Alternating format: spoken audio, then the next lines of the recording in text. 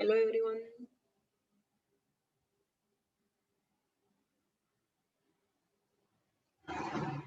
Okay.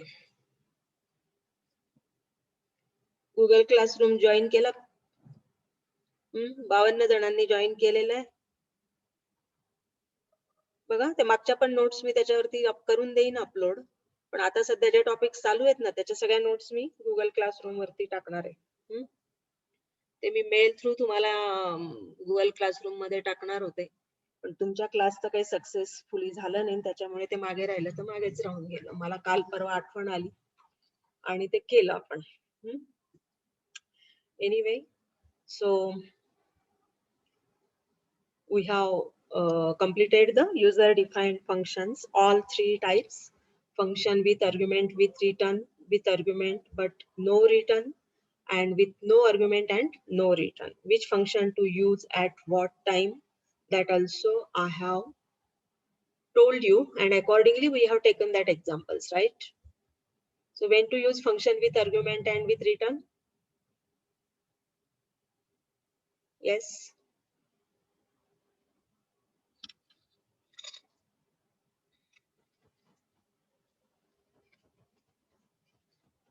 ऐकतायत ना सगळेजण?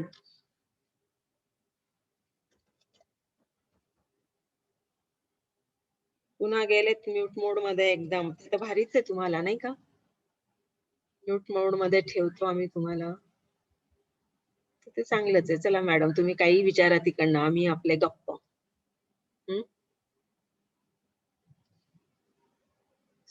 C आता तुमच्या स्कोप मध्ये मेजॉरिटी फंक्शन त्या फर्स्ट कॅटेगरी मध्ये असणार आहेत. Function with argument and with return.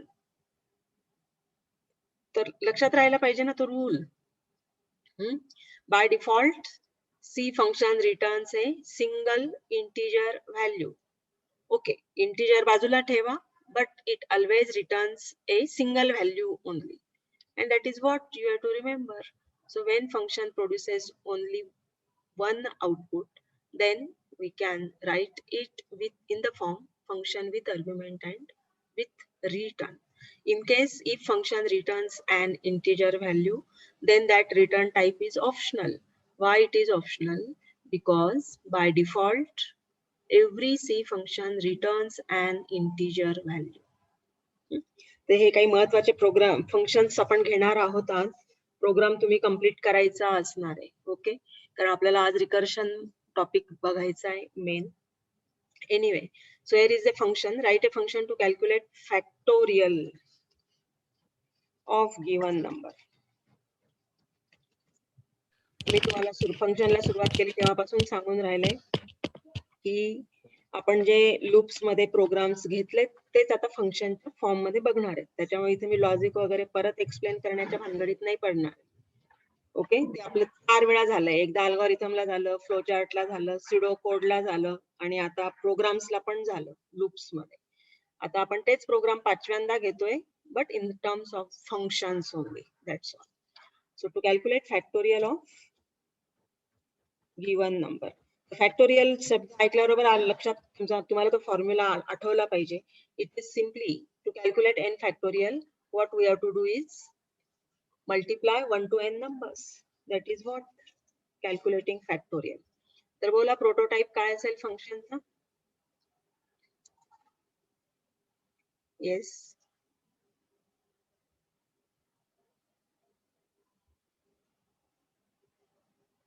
लक्ष देत चला. जर आम्ही प्रश्न विचारते तर उत्तर पण द्यायची आहेत ना. आम्हीच बोलत राहायचं का बरं? तुम्ही एक तर डाऊट्स पण काही विचारत नाही. आणि जे तुमच्या आवाक्यात आहे तुम्ही सांगू शकाल असेच प्रश्न आम्ही विचारतो. उगीच काहीतरी थोडीच विचारतो. आता फंक्शन्स लिहिताना तुम्हाला 3 स्टेप्स ठरवायचे आहेत ना. Declare the function, call the function and define the function. इथे मी डायरेक्ट फंक्शन डेफिनेशनच लिहिणार आहे, पण त्या 2 स्टेप्स तुम्हाला करायच्या आहेत प्रोग्राम मध्ये. आता मला फंक्शन डिफाइन करायचं आहे. तर युजर डिफाइंड फंक्शनचा सिंटॅक्स बघितलाय ना आपण? बोला काय फॅक्टोरियलचा टाइप काय असणार आहे?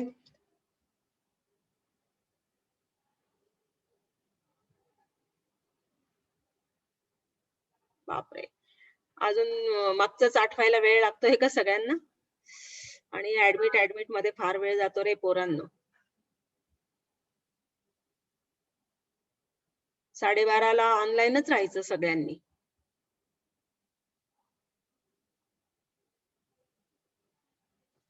जाऊ द्या, काही बोलतच नाहीयेत तुम्ही. फंक्शन नेम तर दिलेलंच आहे प्रॉब्लेम डेफिनेशन मध्येच. And this given number is the argument. काय प्रॉब्लेम आहे? So for 1 to n numbers, we need loop variable. We are calculating factorial, which is the product. Assume that that product is initially 1. Function ने program compact होऊन जातो तुमचा एकदम. So for I is equal to 1 to n साठीचं loop आता define करता आलं पाहिजे सगळ्यांना. आणि ते जर येत नसेल अजूनही तर तो तुमचा प्रॉब्लेम असणार आहे. So this is what factorial is equal to factorial into I, where I takes value from 1 to n and factorial is initially 1. आणि जे आपण प्रिंट करतो डायरेक्ट इथं काय करायचंय फंक्शन मध्ये, तिथली आउटपुट व्हॅल्यू तुम्ही रिटर्न करणार. Return the factorial. पण ते I less than equal to n आहे ना? हो, ते कॉमा झालेलं आहे. हा ते कॅप्स लॉग आणि ते सगळंच गोंधळ झाला तो. 1 to n and return. काय वेळ लागतो? 1 मिनिट पण जास्त होणार आहे. तुमचं आता फॅक्टोरियल कॅल्क्युलेशनचं लॉजिक क्लिअर झालं असेल तर काही वेळ लागत नाही. तर बघा आता हे जे आहे आता याच्यामध्ये आपण थोडंसं प्रोसेसिंग केलेलं आहे. लूप मध्ये आपण फॅक्टोरियल कॅल्क्युलेट करतोय नाही का? तर तो हे थोडं लिटिल बिट कॉम्प्लेक्स. परवाच्या दिवशी जे घेतले आपण फंक्शन ते बिलकुलच इझी फंक्शन्स होते. आता हे थोडेसे प्रोसेसिंग त्याचं कॉम्प्लेक्स आहे. याच्यामध्ये आपल्याला सगळं वापरायचंय. Declaration block. So this is what variable declared within the function. They are called as local variable. तर मी सिंटॅक्स मध्येच दिलेलं होतं local variable declaration and then statement block. तर हा तुमचा स्टेटमेंट ब्लॉक झाला. And then function may return value to the calling function. तर ही व्हॅल्यू रिटर्न केली त्याने. मग आता हे तुम्हाला मेन मध्ये वापरायचं आहे फंक्शन. मेन मध्ये कसं वापरणार? तर आता परत एकदा फक्त आठवण करून देते. अदरवाइज हे काम तुम्हाला करायचंय. Read given number, then declare the function. It is optional in case if function returns an integer value, but to keep uniformity, we used to declare such type of function as well. So मी तो general format सुद्धा सांगितलेला आहे तुम्हाला की function जेव्हा तुम्ही वापराल function with argument with return, तर सॉरी मेन मधला तुमचा जो अल्गोरिथमिक सिक्वेन्स होता इनपुट प्रोसेसिंग आउटपुट, तो कसा झाला? तो काय झाला आता? It becomes input and then function call. तर प्रोसेसिंग पार्ट जो असतो तसं तर तुम्ही प्रत्येक स्टेपला फंक्शन लिहू शकता. इनपुट साठी फंक्शन लिहू शकतात तुम्ही, आउटपुटला पण लिहू शकतात. पण या सिम्पल प्रोग्राम्स मध्ये ते कॉम्प्लिकेशन्स आपण करणार नाही. आपण फंक्शन शिकतो आहोत फक्त. तर जो प्रोसेसिंग पार्ट आहे ना त्याच्यात तो आपण फंक्शन कॉलने रिप्लेस करणार. That's all.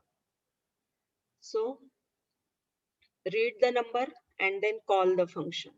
हे इनपुट झालं. आता आपण फंक्शन इथं आपण कॅल्क्युलेट केलं होतं बघा. मी जेव्हा फॉर लूप अंडर एक्झाम्पल घेतलं होतं तर आपण इथंच 1 to n चा प्रॉडक्ट केला होता. पण आता आपल्याला तेच कुठं करायचंय? तर फंक्शन मध्ये. आणि विथ रिटर्न फंक्शन आपण कसं कॉल करतो याचे पण वेगवेगळ्या मेथड्स मी तुम्हाला सांगितल्या. तर तुम्ही एक आउटपुट व्हेरिएबल घेऊन एक्सप्रेशन मध्ये त्याला कॉल देऊ शकतात. नाही तर मग डायरेक्ट प्रिंटएफ मध्येच तुम्ही कॉल करू शकता त्या फंक्शनला. And here it is factorial of given number. तर मी दोघं एकत्र केलेलं आहे, फंक्शन कॉल आणि आउटपुट अँड एंड. तर मी जे रिपीटेडली बोलते तुम्हाला 3 steps of using function. Declare the function, call the function and then define the function. तर या 3 स्टेप्स केल्या कम्प्लीट तर तो प्रोग्राम तुमचा रन होईल. अदरवाइज एक जरी मिस झाली इंटिजरच्या रिटर्न व्हॅल्यू मध्ये डिक्लरेशन मिस पण झालं तर it does not matter. But function call आणि फंक्शन डेफिनेशन असेल तरच ते होणार आहे नाही का? नाही तर बरेच जण असं फंक्शन डिफाईन पण करतात पण फंक्शन कॉलच करत नाही. तर मेन सारखं थोडी ते ऑटोमॅटिकली एक्झिक्यूट होणार आहे. मेन हे ऑटोमॅटिकली एक्झिक्युटेबल फंक्शन असतं नेहमीच. and it is always first function to be executed. In fact, your C program execution begins with function main. So your main becomes calling function. From within main, you have to call your user defined function. Okay? Yes. तर मी फक्त आता function पुरतच बोलत होते, पण ठीक आहे, आता दिलं लिहून इथे तुम्हाला मी मेन पण लिहून दिला. मला इथे एक तुम्हाला ऍडव्हान्टेज प्रॅक्टिकली करून दाखवायचं आहे की आपण काल ऍडव्हान्टेजेस अँड डिसएडव्हान्टेजेस बघितले ना फंक्शनचे. It avoids the repetition or redundancy and thereby reduces the length of the program. तर हे कसं होतं, तर याचं एक सिम्पल एक्झाम्पल देते मी तुम्हाला फॅक्टोरियल मध्येच. आता परम्युटेशन कॉम्बिनेशन माहिती आहे ना सगळ्यांना? येस. Yes ma'am. फॉर्म्युला माहिती आहेत सगळ्यांना? आता कॉम्बिनेशनचा फॉर्म्युला घेऊयात आपण. काय परम्युटेशन कॉम्बिनेशनचा फॉर्म्युला? NCR लिहितात ना तुम्ही?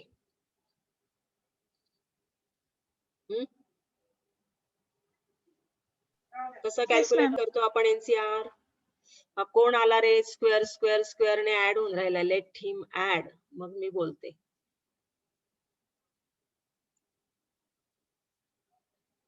ओके, तेजस्विनी पवार ऍड होते का? आता आलंय तिचं नाव. ओके, बोला NCR कसं कॅल्क्युलेट करतात? तर हाही फॉर्म्युला माहिती नसेल तर मग बघा तुमचं मॅथ्स किती कच्चं आहे. आता ते लिहिताना N च्या खाली C च्या खाली R असं लिहितात, पण इथं तर काही शक्य नाही, असंच लिहिणार आहे. NCR is equal to N factorial upon N minus R factorial in bracket N minus R in bracket complete factorial into R factorial. असं आहे ना? परम्युटेशनला N no ma'am N minus 1 N minus R factorial फक्त हे into R नाहीये. yes ma'am into R पण आहे ma'am. मग नीट बघा, परम्युटेशनला R नाहीये, पण NCR ला इंटू R फॅक्टोरियल पण आहे. तर बघा लक्ष द्या इकडे आता की मला हे read value of N and R करावं लागेल, बरोबर? फॉर्म्युला लिहिला मी इथं आता कॉमेंट मध्ये. Okay, so enter N and R असं म्हणते मी त्याला. Okay, scan F mod D N and R. ठीक आहे. तर मला आता N फॅक्टोरियल कॅल्क्युलेट करायचंय, N मायनस R करायचंय ना? तर कसं करणार बघा, 2 मिनिटं मी आधी तर तुम्हाला रिपीटेशन काय होणार आहे ते दाखवणार आहे. ओके, N फॅक्टोरियल कसं कॅल्क्युलेट करणार? तर I is equal to 1, I less than or equal to Ni plus plus. तर N फॅक्टोरियल ला मी N फॅक्ट म्हणते. N fact is equal to N fact into I. मिळालं इथे तुम्हाला N फॅक्टोरियल, आणि तो इनिशियली 1 असेल, त्याला डिक्लेअर वगैरे करणार आपण, सगळं करावं लागेल. पण आता जस्ट एक कारण आपल्याला नंतर बदलायचं आहे ते. Then we have to calculate R factorial. So how to calculate R factorial? Yes, बघा फ्लेक्सिबिलिटी तर आलीच पाहिजे. जनरल लॉजिक तेच असणार आहे, पण तुमचं अंडरलाईन व्हेरिएबल बदललं तर त्या पद्धतीने तुम्हाला लूप वापरता आलं पाहिजे, बाकी काय. So R factorial is product of 1 to R, that's all, and calculate it. आम्ही R factorial म्हटलं. Okay, then calculate N minus R factorial. तर N minus R factorial काय असणार आहे? तर it is product of 1 to N minus R. त्याला मी variable घेतलं समजा NR factorial. So multiply by I, that's all. तर मला 3 लूप डिफाइन करावे लागलेत. येस, कळतंय का सगळ्यांना? हे जे मी व्हेरिएबल घेतलेत N fact, R fact, NR fact, हे सगळे डिक्लेअर करून 1 मानून घ्यायचंय त्यांना. ओके, पण मला ते आता नंतर मी बदलणार आहे, तर तुम्हाला मी रिपीटेशन्स कसे होतात ते दाखवते. ते मी 3 फॅक्टोरियल कॅल्क्युलेट करून राहिले. n factorial, then calculate r factorial, then calculate n minus r factorial, and then your final answer c combination ला मी म्हटलं समजा c, so that c is equal to n factorial upon n minus r factorial into r factorial. आता division आणि multiplication आहे, same priority आहे, तर इथं parenthesis तेवढंच महत्वाचं असणार आहे. And then print C. ठीक आहे. आता मला जर तेच लूप रिपीट करतोय आपण 3 वेळा, फक्त n times n minus r times करतोय, तर ही एक मेथड. आता मी हे रिपिटेशन्स अवॉइड करणार आहे, माझ्याकडे फंक्शन रेडी आहे, तर मी एवढ्या उठाठेवी नाही करत बसणार. ओके, हे लिहून घेतलं का सगळ्यांनी? कारण ते राहणार नाहीये, कारण मी फंक्शनचा प्रोग्राम पाठवेन तुम्हाला.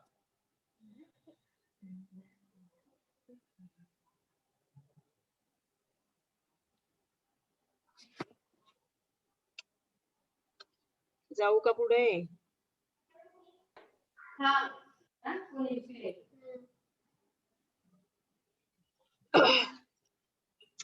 एनिवे, तर मी आता हे 3 लूप वापरणार नाहीये. तर मी सिम्पली काय करेन आता इथे, तर कॉम्बिनेशनला मी सीच म्हणणार आहे. Okay, C is equal to factorial of n upon factorial of n minus r into factorial of r. That's all. Factorial of n ला तो जेव्हा फंक्शन तुमचं कॉल होईल, तर 1 to n चा प्रॉडक्ट मिळेल तुम्हाला. ठीक आहे, हे फंक्शन तेच राहणार आहे, त्याला बदलायची गरज नाहीये. Factorial of n minus r ची व्हॅल्यू परत इथं n मध्ये येईल आणि इथं n minus r factorial calculate होऊन जाईल. फॅक्टोरियल ऑफ r ला n is equal to r झाला इथं ऑटोमॅटिकली, म्हणजे तुम्हाला मिळणार आहे तो r factorial. So repetitions are avoided. That is what the main advantage of functions is. कळलं का? येस. ओके, मी आता त्याला अगोदर आहे ना एक सिंपल फॅक्टोरियल फंक्शन साठी वापरूयात आपण. आणि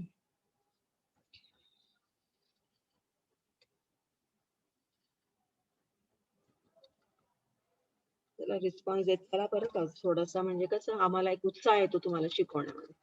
नाहीतर आपलं तुम्ही एकदमच म्यूट मोड मध्ये राहाल तर काय खूप काही सांगायचं असतं, पण मग आम्ही म्हणतो जाऊ द्यात, हे रिस्पॉन्स नाहीये तर एवढं सोपं सोपंच करू द्या, यांना अवघड काही सांगायची गरज नाही.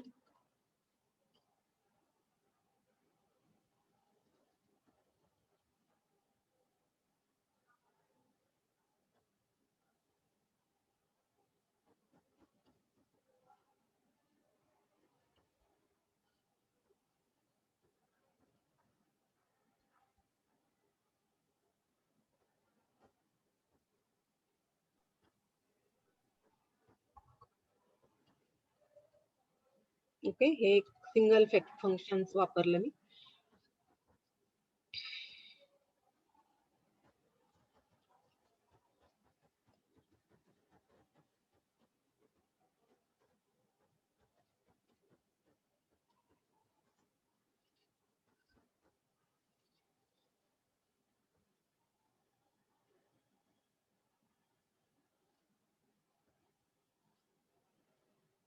ठीक आहे, तर मी तेच फंक्शन परत तुम्हाला लिहायचं आहे आणि मी मेन मध्ये त्याचा असा उपयोग केला.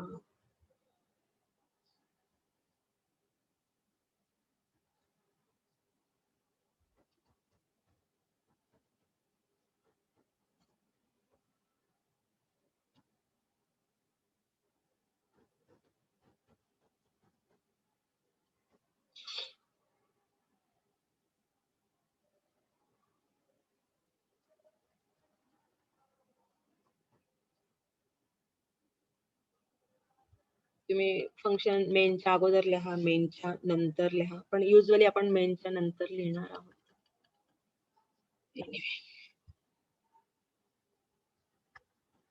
कळलं का ऍडव्हान्टेज?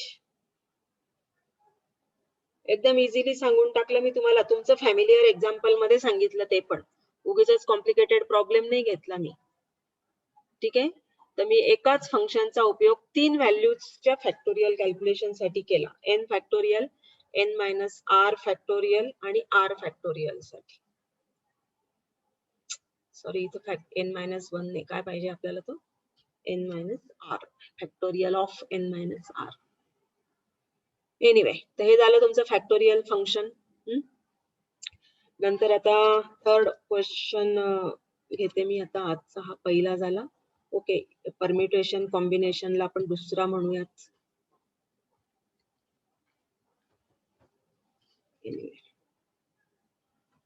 तर हे तर मी तुम्हाला होमवर्क सांगितला होता, पण मला आता रिकर्शन साठी ते लागणार आहे, म्हणून मी आता हे फंक्शन तुमचे घेऊन राहिले. Write a function power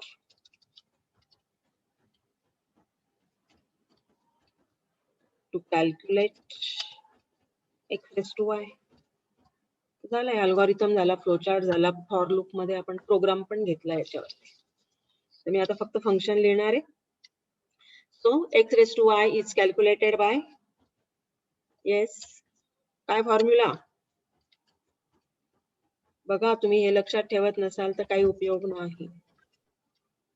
so it is simply multiply x y times, आणि मग हा प्रोग्रामिंग फॉर्म्युला केलाय आपण. Product is equal to product into x, where product is initially 1 and we have to execute this formula for y times. परत एकदा repeat करून दिला. याच्यासाठी तुम्हाला आता हे सगळं फंक्शनच्या मध्ये टाकायचं आहे. तर प्रॉडक्टचा टाइप तोच तुमच्या पॉवर फंक्शनचा रिटर्न टाइप असणार आहे, which takes value of x and y. तर ते ऍक्च्युअल फॉर्मल पॅरामीटर्सचं पण झालंय आपलं. तर पण मी तुम्हाला सांगितलं की आपण फॉर्मल पॅरामीटर नेम सेमच ठेवणार आहोत, की जेणेकरून तुमचं पण कन्फ्युजन नको, प्रत्येक ठिकाणी वेगळं वापरायची गरज नाही.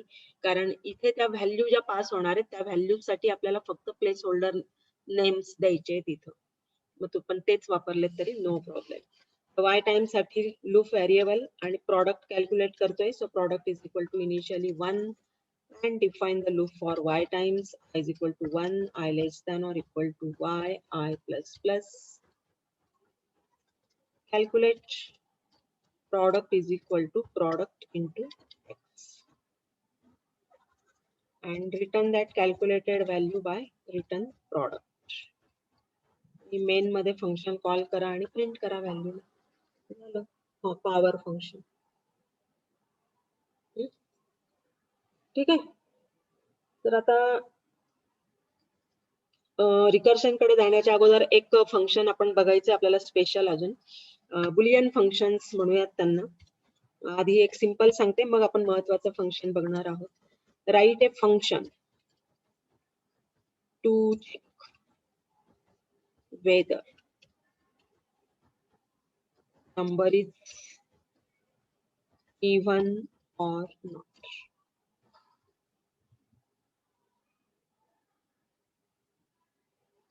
तर whether number is even or not, true or false values आपल्याला तिथे वापरायच्या असणार आहे. तर ह्या टाइपच्या फंक्शनला बुलियन फंक्शन म्हणणार आहे. बरं, बुलियन फंक्शन म्हणायचंय तर आपण ट्रू फॉल्स मध्ये त्याचा उपयोग करणार. ट्रू फॉल्स ला रिटर्न टाइप माझा इंटिजर असणार आहे आणि मी फंक्शन नेम दिलं समजा इज इवन. कॉल करताना पण मी इज नाही करणार आहे, is even, yes or no. Given number n त्याला पास करायचा आहे. आणि आता हे तर सगळ्यांना माहिती आहे, how to check whether number is even or not. So if number is divisible by 2 and whether it is divisible by 2, check the remainder. So if remainder is 0, it means n is divisible by 2. So in that case, simply return 1. Else return 0. So 1 for true and 0 for false. Then या टाइपच्या फंक्शन्सला boolean functions म्हणतात. Okay, boolean function logical value return करतात ते, true and false. So in C, 1 or any positive value is supposed to be true, 0 or any negative value is supposed to be false. पण आपल्या अशा फक्त मला जेव्हा true false fixed value return करायचे असतील तर मी 1 for true and 0 for false हेच कन्व्हेन्शनली आपण वापरणार. आता हे बुलियन फंक्शन्स कसे कॉल करणार मग मेन मध्ये, तर आता मी मेन पण लिहून दाखवते. So read the number first आणि इंटिजर रिटर्न टाइप आहे. मी डिक्लरेशन दिलं नाही त्या फंक्शनला.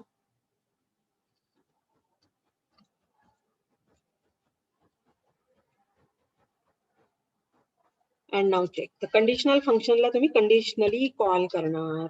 That is what? If is even आणि पास करा n ची value. Then printf mod d is even.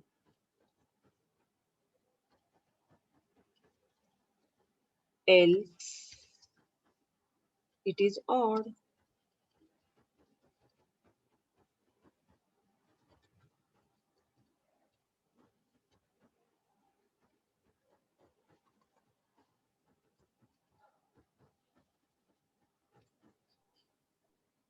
याला म्हणतात Boolean functions.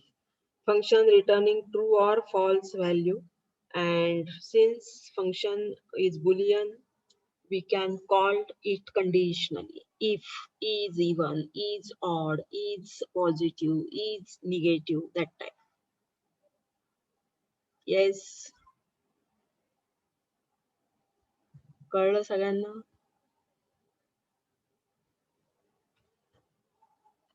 विचारणं मूर्खपणा आहे का मग आमचं? काहीच बोलत नाही, येस पण नाही, नो पण नाही. हा?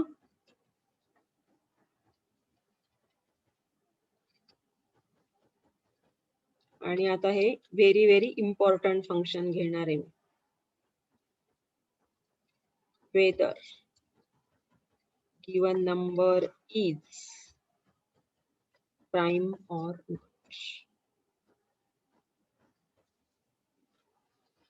प्राईम नंबरचं तर एवढं मोठं लॉजिक आपण खूप वेळ दिला होता त्यावेळेस डिस्कशनला. काय असतो प्राईम नंबर?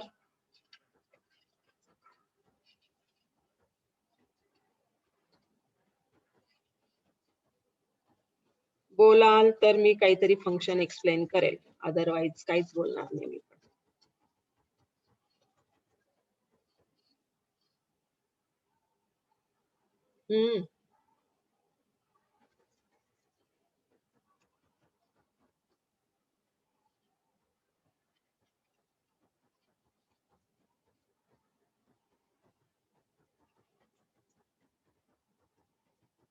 बघा नंतर लिहायला वेळ देईन मी तुम्हाला. मी आधी काय प्रश्न विचारला आहे त्याचं उत्तर पाहिजे मला, तरच मी ते फंक्शन कसं लिहायचं ते सांगेन, नाहीतर मी ठेवते तुमच्यासाठी.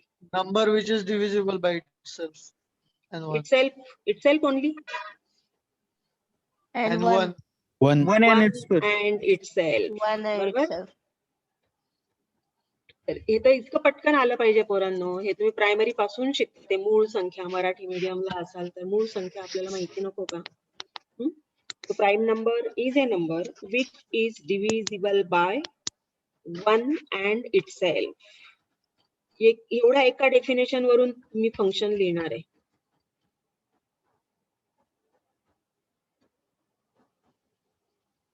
प्रोग्राम लॉजिक म्हणजे आपलं जनरल मॅथमॅटिकल लॉजिक जे आहे तेच आपल्याला प्रोग्राम मध्ये डेव्हलप, प्रोग्राम लॉजिकली लिहायचं आहे ना, बाकी काय लॉजिकच आहे त्या प्रोग्रामचं. वेट ए मिनिट, आधी आता हे कम्प्लीट करून घेते कारण मी तुमच्या डेफिनेशन साठी वाट पाहत होते. So is prime or not prime.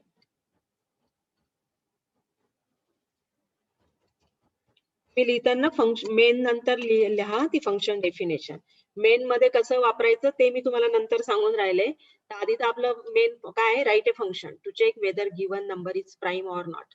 तर बघा मी अल्गोरिथम मध्ये आपण घेतलेलं आहे हे लॉजिक, तर त्याच्यापेक्षाही फंक्शनच्या फॉर्म मध्ये एकदम सोपं आणि एफिशियंट होऊन जातं प्राईम नंबर चेकिंग करणं. कसं होतं बघा, आता तुम्ही बोललेत की त्याला एकाने भाग जातो आणि स्वतःने जातो.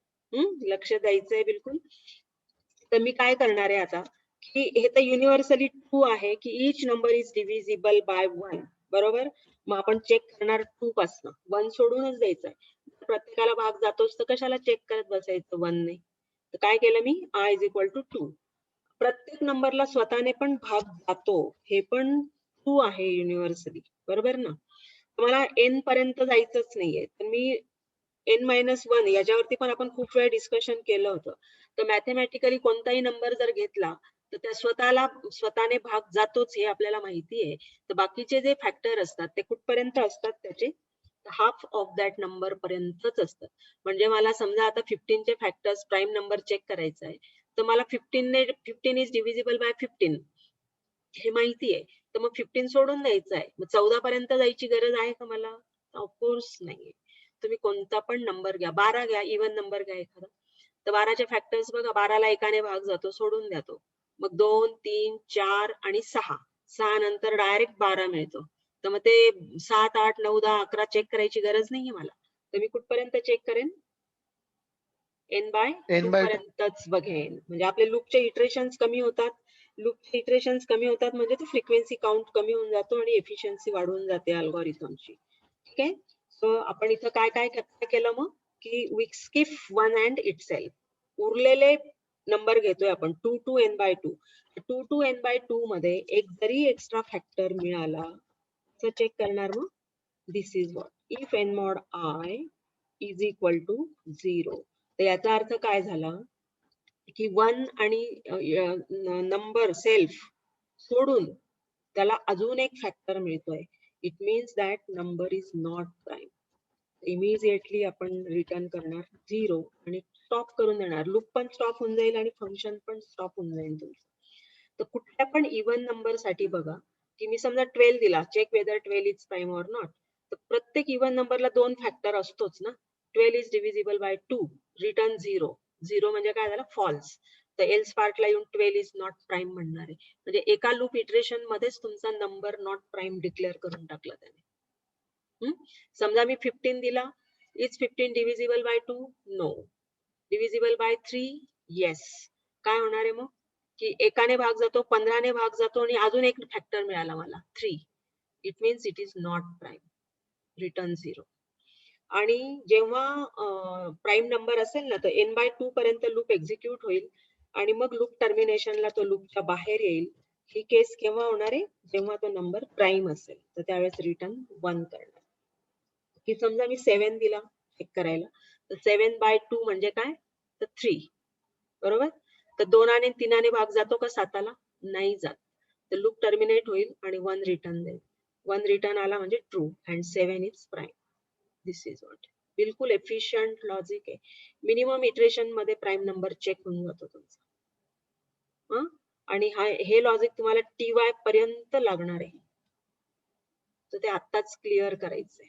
नाही तर आपण अजून एक वापरलं होतं बघा तेव्हा, 1 to n ने डिवाइड केलं आणि फॅक्टर्स चेक केले. जर फॅक्टर 2 आले तर आपण म्हटलं नंबर इज प्राईम. 2 पेक्षा कमी किंवा 2 पेक्षा जास्त आले तर नंबर इज नॉट प्राईम.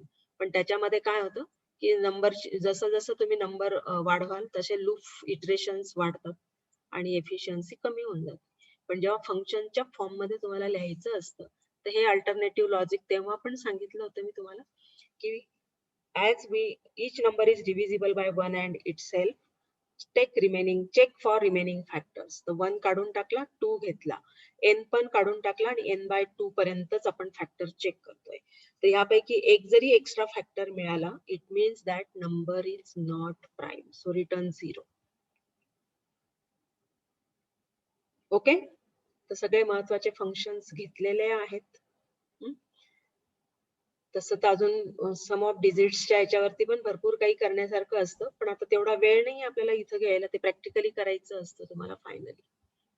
तर एनिवे, तर आपल्याला आता जो महत्वाचा टॉपिक करायचा आहे सुरू, तो म्हणजे recursion.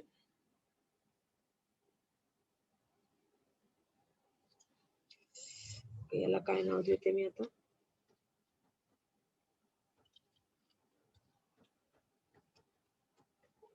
Programs on function.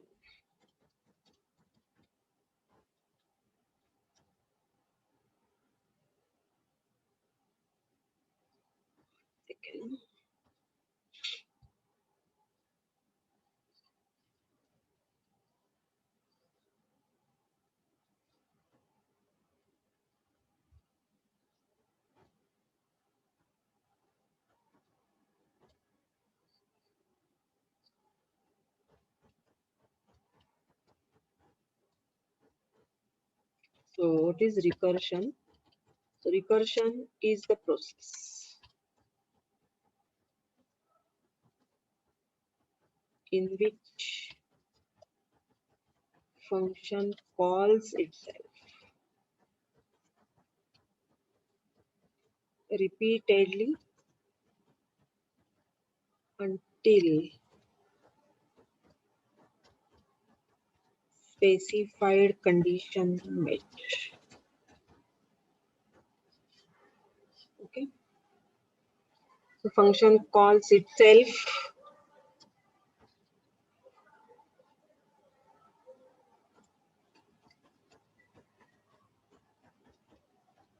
maybe directly or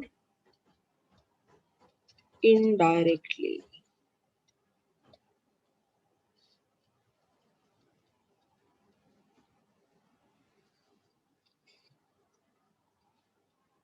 Okay.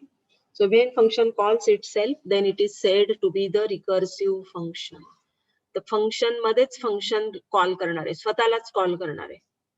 Okay. So when function calls itself, then while writing the recursive function, we have to follow certain rules. So what are the rules? Every time function is called, it must be closer to the solution. हा पहिला rule. दुसरा rule, each function, each म्हणण्यापेक्षा recursive फंक्शनचा rule आहे तो. So recursive function, okay, काही सेकंदात meeting end होईल, 10 मिनिटांसाठी जॉईन करून घ्यायचंय परत. So recursive function must have the terminating condition.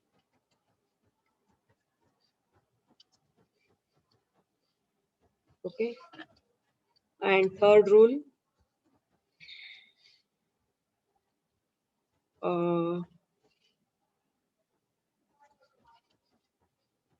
recursive function